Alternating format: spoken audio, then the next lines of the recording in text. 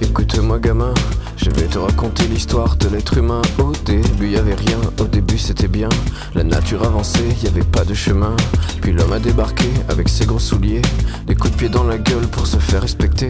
Des routes à sens unique qu'il s'est mis à tracer.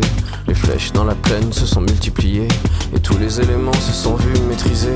En 2 temps 3 mouvements l'histoire était pliée. C'est pas demain la veille qu'on fera marche arrière. On a même commencé à polluer les déserts. Il faut que tu respires, et ça c'est rien de le dire. Bonjour et bienvenue à tous, vous êtes à Rio de Janeiro, à Recreio dos Bandeirantes, exactement 30 km à l'ouest, sud-ouest de Rio de Janeiro. C'est quand même la localité de Rio de Janeiro ici, même si on est à 30 km, Rio de Janeiro est vraiment très très grand. On a eu droit cette nuit à un bon coup de vent, ce qui est assez rare. Et il y a pas mal de branches et d'arbres qui sont tombés sur les routes. Pascal est un petit peu coincé dans la montagne près de Paraty.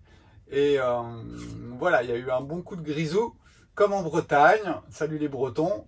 Et voilà, ça m'a rappelé un petit peu la belle Bretagne, quand on arrive à peu près au mois de janvier, où il y a les tempêtes qui passent.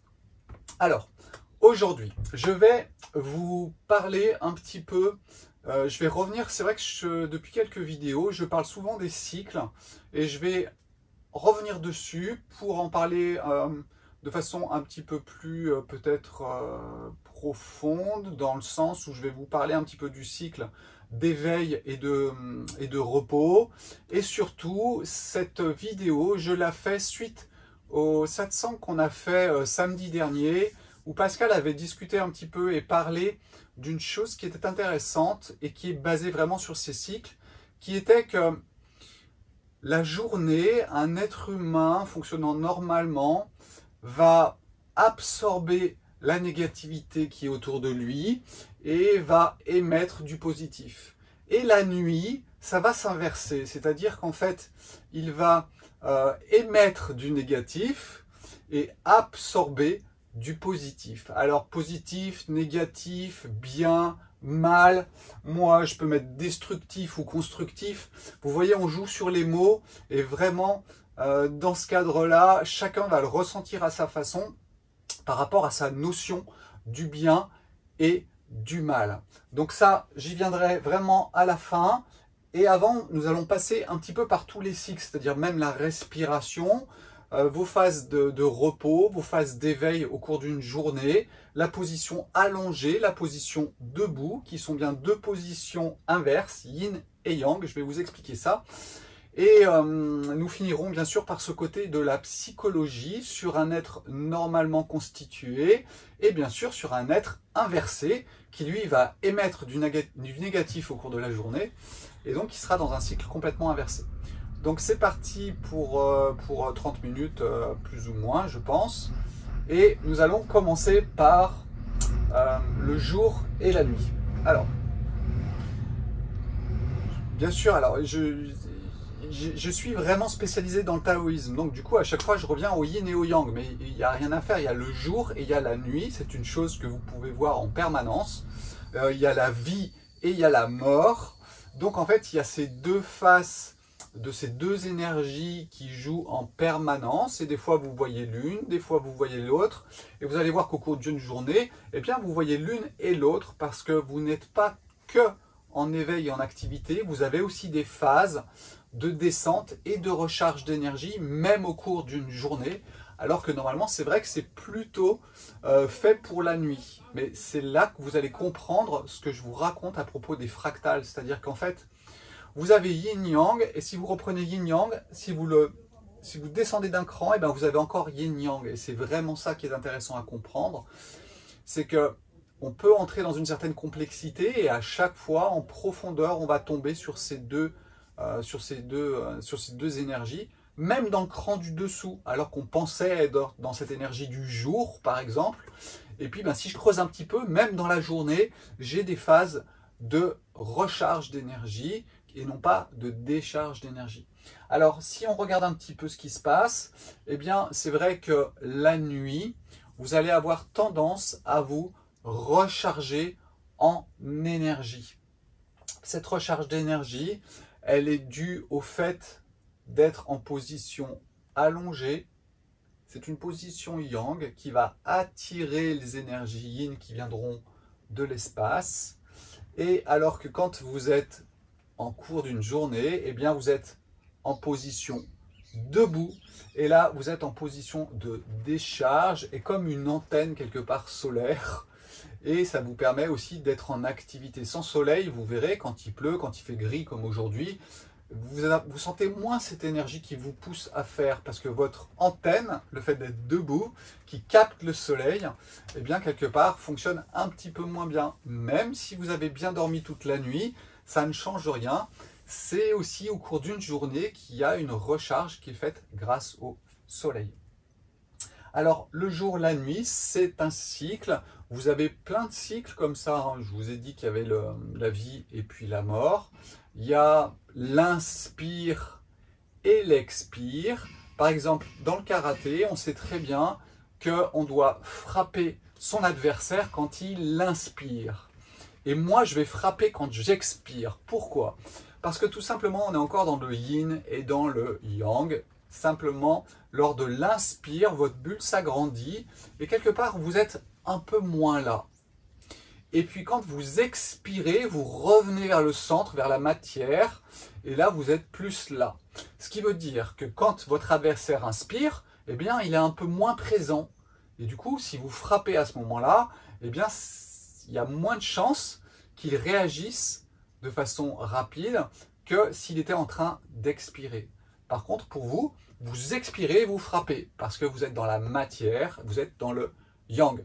Donc vous voyez, toutes ces... Alors, c'est l'art de faire les choses. C'est le do, D-O, comme le do-in, le karaté-do, le judo, l'art des fleurs. Voilà, tout ça, en fait, c'est retrouver le cycle de la vie et les mouvements de la vie à l'intérieur d'un art, que ce soit la musique, le karaté, le tir à l'arc, hein, comme il y a au Japon.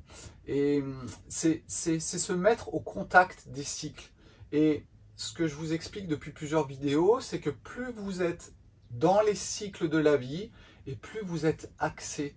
Parce que quelque part, ça vous empêche d'aller trop à droite et trop à gauche.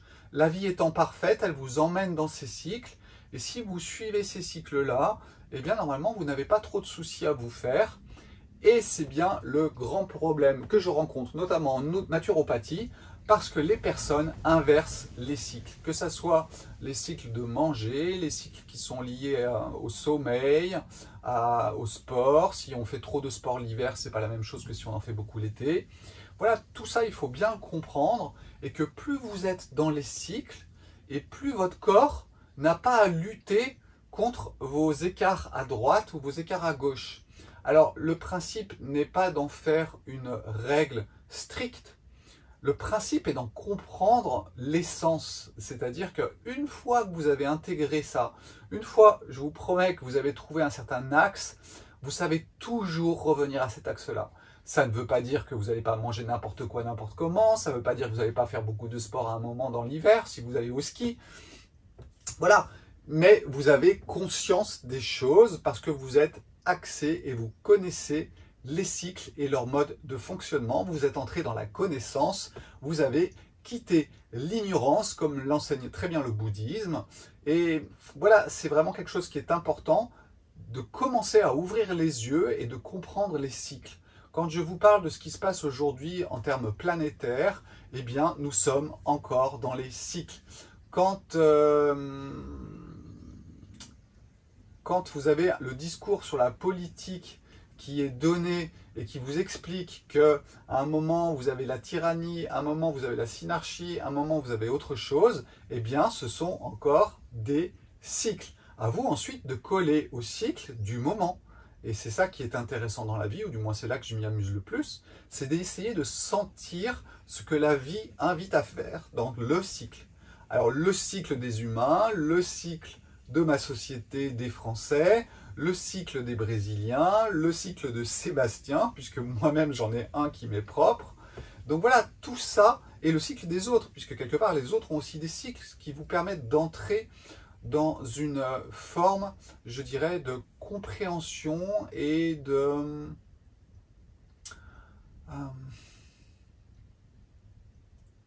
c'est bien, ça fait un grand blanc, comme ça vous permet d'y réfléchir aussi.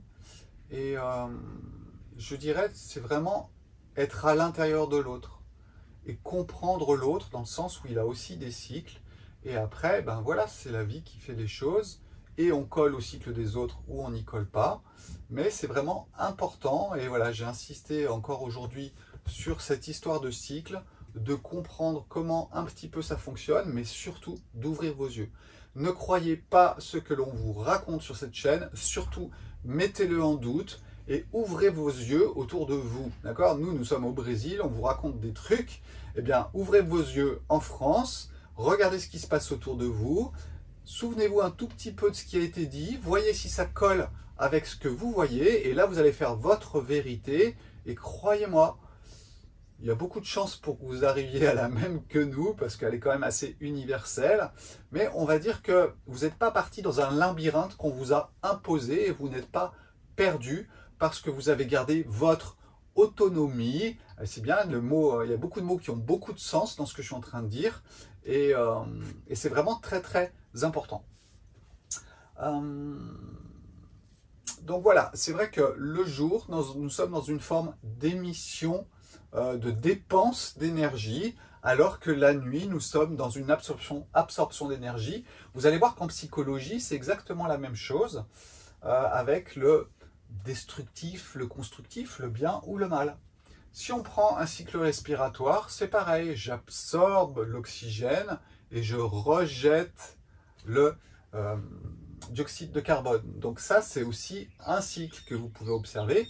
Et la respiration, c'est pour ça qu'on utilise beaucoup la respiration, parce qu'une fois que vous avez compris que inspire, expire, vous avez yin et yang, eh bien vous allez pouvoir tout simplement modifier votre état d'être en yin, ouverture, ou en yang, fermeture, en fonction de ce que vous voulez être. Et le rebirth et les choses comme ça, ça va déclencher des ouvertures de bulles ou des retours vers la matière en fonction de la technique qui va être utilisée. C'est très puissant, les techniques respiratoires. Moi, je vous incite à faire vraiment très attention. C'est comme les plantes, ça doit être réservé à des moments particuliers. Mais tout le temps dans un contrôle respiratoire, méfiez-vous, vous allez modifier des choses à l'intérieur de vous. Je vous raconte un petit peu ce qui s'est passé quand j'avais une vingtaine d'années. Et voilà, je m'étais mis à, alors c'est pas faire du yoga, mais à expérimenter les techniques respiratoires. Et au point où c'est vrai que je m'étais rendu compte que j'expirais par le haut du thorax, alors que normalement vous inspirez par le bas et vous expirez. En fait, c'est le ventre qui a tendance normalement plus à être en mouvement que le haut de votre corps. Mais plus vous avez peur, et plus vous montez. C'est comme le cri qui va être aigu ou le cri qui va être grave. C'est pas la même chose. Donc normalement, la plupart des personnes, quand on naît, on a une ventilation qui va être ventrale, c'est-à-dire un peu plus au niveau du ventre. Je dis un peu plus, hein. Et au fur et à mesure de la vie, avec les essais, les erreurs, les échecs, eh bien on a de plus en plus peur et on va avoir tendance à bloquer sa respiration en haut et à ne plus respirer par le ventre. Alors ça a un impact sur les organes, puisqu'en fait le fait d'inspirer et expirer par le ventre, vous faites un massage au niveau de vos intestins et de toute la sphère, à mon avis, circulatoire au niveau du ventre. Et voilà, ça se perd. Donc je m'étais remis à me concentrer sur ça, au point où j'avais basculé dans un autre extrême, où j'étais tellement concentré sur mon ventre que je finissais par trop respirer par le ventre. Donc vous voyez, il faut toujours essayer de garder le contrôle, alors pas dans le sens négatif, dans le sens observatoire, observation, le contrôle de ce que vous faites et de l'impact que ça a sur votre corps. Avoir conscience, observer, vous êtes un chercheur et en fait vous êtes là dans l'observation et l'expérimentation. Donc il faut vraiment faire attention avec toutes ces techniques respiratoires. Une fois comme ça, je veux bien. Si vous faites trop souvent, vous allez vous déséquilibrer en yin ou en yang, peu importe. même au cours d'une journée, ça c'est ce que je vous disais tout à l'heure, il y a des hauts et il y a des bas. Hein. Ne croyez pas qu'au cours d'une journée, c'est que de la décharge d'énergie. Non, il y a des moments de recharge. Cependant, nos rythmes de vie ne nous permettent pas souvent de toucher ces petits moments de recharge. Alors, ils sont petits parce que le grand moment de recharge, c'est la nuit. Mais au cours d'une journée, vous avez des petits moments de coups de mou, de baisse d'énergie, qui sont les meilleurs moments pour vous recharger. C'est le signal de votre corps qui vous dit « Hop là, je passe en mode recharge ». Et il suffirait que vous vous arrêtiez pendant, allez, 20 minutes maximum. Des fois, 10 minutes sont vraiment suffisantes si vous êtes vraiment bien posé. Vous laissez bien la recharge se refaire et là, vous repartez au quart de tour sans arriver à la fin de la journée complètement ratatiné et épuisé par le café parce qu'il va vous être stimulé toute la journée et puis parce que vous n'avez pas pris ce temps de repos. Alors, il est évident que plus vous êtes sous hypnose de la vie, et je dirais de l'hypnose de la civilisation, de ce que l'on vous impose, de ce que vous vous imposez, et moins vous serez sensible à ces hauts et à ces bas, parce que quelque part la société vous pousse à être super efficace et à bosser tout le temps.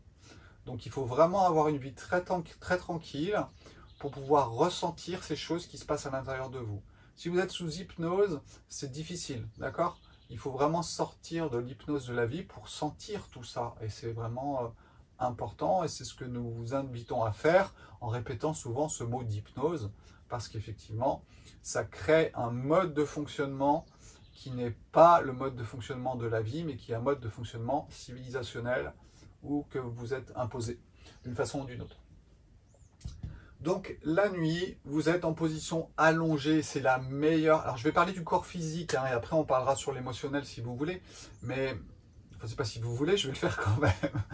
Mais si on se concentre sur le côté physique, la position allongée, yang, est une façon de récupérer ces énergies subtiles qui sont énormément présentes la nuit et qu'on peut bien capter la nuit.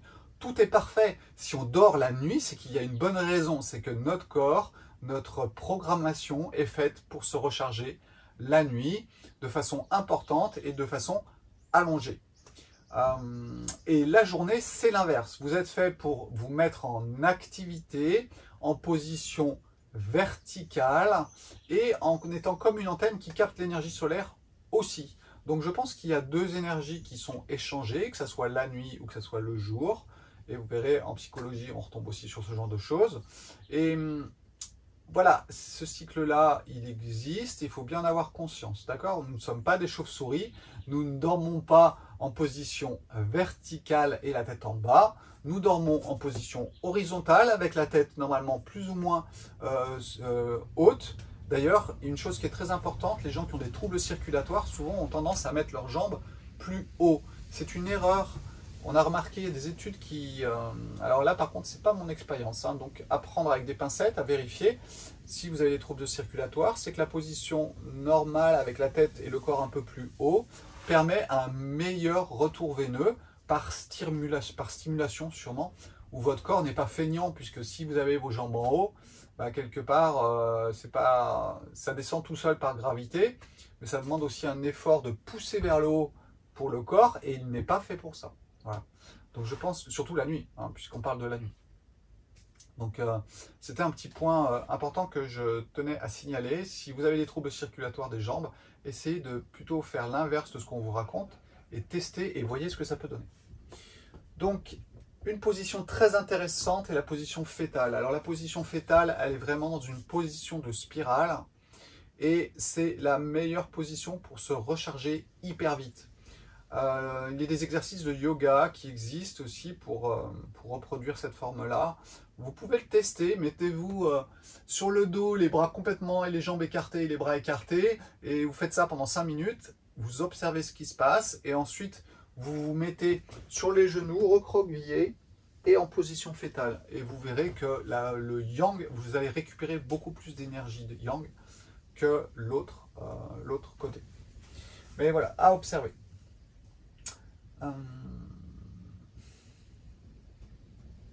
Je pense que j'ai fini par rapport à ce qui est physique. Alors maintenant, nous allons revenir un petit peu sur ce qu'avait annoncé Pascal. Alors moi, comme je vous le dis, je mets en pratique ce que je vous dis, je le fais. Donc je remets en question toujours ce que j'entends et j'essaye de voir si ça colle à ma compréhension, à mon observation, à mon expérience ou pas. C'est-à-dire que quand, il y a 2 ans, je ne savais absolument rien sur la synarchie, quand Pascal a commencé à parler de la synarchie, bah oui, ok, je me suis dit, bon, ok, bah on va écouter. Rester ouvert à l'information et voir si ça vient, je dirais, correspondre à ce que vous pouvez observer de la vie. Donc oui, effectivement, la synarchie correspond à ce que je peux en penser de l'organisation d'une société qui serait dans un état d'équilibre presque parfait. Je dis bien presque parfait parce qu'il y a toujours un moment où l'empereur, ça va pas. Ou alors, si ce n'est pas l'empereur, ce sont les commerçants ou les artisans ou ceux qui tiennent les finances. Bon, ça, vous avez compris, on s'est rabâché en long, en large depuis pas mal de temps sur la chaîne. Du moins la chaîne de Pascal. Donc revenons un petit peu à ce qui s'est dit lors de ce satsang. Alors, Pascal a exprimé le fait d'une chose, c'est que quand vous êtes dans votre vie normale, vous êtes éveillé, eh bien en fait, vous allez capter les énergies négatives. C'est une forme de cycle aussi qui est naturelle. Vous allez absorber les énergies négatives. C'est-à-dire que si vous êtes dans un mode de fonctionnement où vous rejetez tout ce qui est négatif, vous êtes à l'inverse du cycle. Et donc ça ne peut que poser des problèmes d'une façon ou d'une autre, et c'est exactement ce que je vous raconte quand je vous parle des conflits, de se mettre dans un bocal, etc. C'est repousser le négatif. Eh bien, vous verrez que l'absorption du négatif est normalement le cycle naturel. Mais c'est vrai que pour cela, il ne faut pas être trop compliqué dans sa tête, parce que du coup, on a des voiles qui vont vous empêcher même d'entendre ce que j'exprime là à l'instant. Donc, il faut vraiment se retrouver dans des bonnes conditions pour pouvoir le toucher. Et puis ensuite, vous laissez la vie spontanément avancer vers quelque chose. Et vous verrez que si c'est le moment pour vous, eh bien, des choses se passeront dans votre vie, dans votre tête. Et plein de bonnes choses peuvent aussi arriver. Donc, au cours de la journée, vous allez absorber le négatif et vous rayonnez le positif. Mais vous ne le faites pas exprès, vous n'êtes pas là en train de vous dire « Ah, il faut que j'inonde le monde de ma beauté, de mon bien-être et de tout ça. » Non, vous êtes calme, vous êtes dans votre état d'équanimité, vous êtes juste Sébastien ou je ne sais pas comment vous vous appelez, et vous êtes dans un état en phase avec le cycle. C'est-à-dire que oui, il y a du négatif autour de vous, vous l'absorbez, du moins vous ne le refusez pas, et vous êtes vous-même dans votre individualité et vous envoyez effectivement du positif autour de vous. Alors ce qui est très amusant, c'est qu'il y a inversion au cours de la nuit. C'est-à-dire qu'au cours de la nuit, ça va être l'inverse. Vous allez absorber le positif. Donc c'est vraiment l'inverse de ceux qui pompent les autres, hein, d'accord? Vous allez pomper des énergies positives la nuit et vous allez rejeter le négatif qui va se rediluer dans l'espace la nuit. Donc c'est vraiment un cycle qui est complètement inversé. Et peut-être que j'ai souvent réfléchi à propos des rêves et de tout ce qu'on nous a raconté. Donc j'ai une vision qui est vraiment différente de ce que l'on raconte sur les rêves. Peut-être qu'un jour je vous ferai une vidéo là-dessus.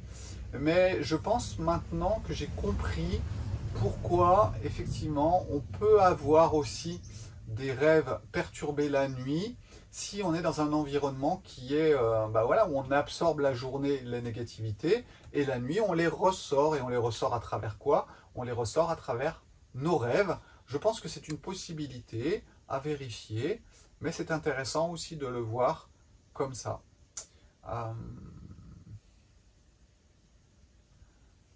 Et le fait d'exprimer quelque part cette négativité et de la faire ressortir, ça permet peut-être aussi à votre ego de recommencer une journée, parce que le principe c'est ça, hein. Si vous accumuliez en permanence le négatif, vous finissez mort en l'espace de 30 jours. Hein. Si vous regardez tout le négatif qu'il peut y avoir autour de vous, si vous l'absorbez au cours de la journée sans le relarguer la nuit, eh bien il est fort possible que vous soyez bloqué très rapidement, puisque vous allez sortir du cycle.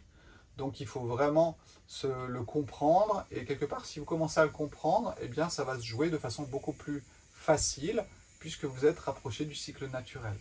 Donc voilà, je répète, la journée, vous allez absorber ce qui est négatif, c'est le cycle normal, c'est comme ça que ça fonctionne, ce qui est destructif, et vous allez émettre du constructif, c'est-à-dire que là il y a eu tempête, et bien vous allez absorber tous ces arbres qui sont à couper, qui sont par terre et qui sont au milieu de la route, et vous allez vous mettre en action et faire le ménage.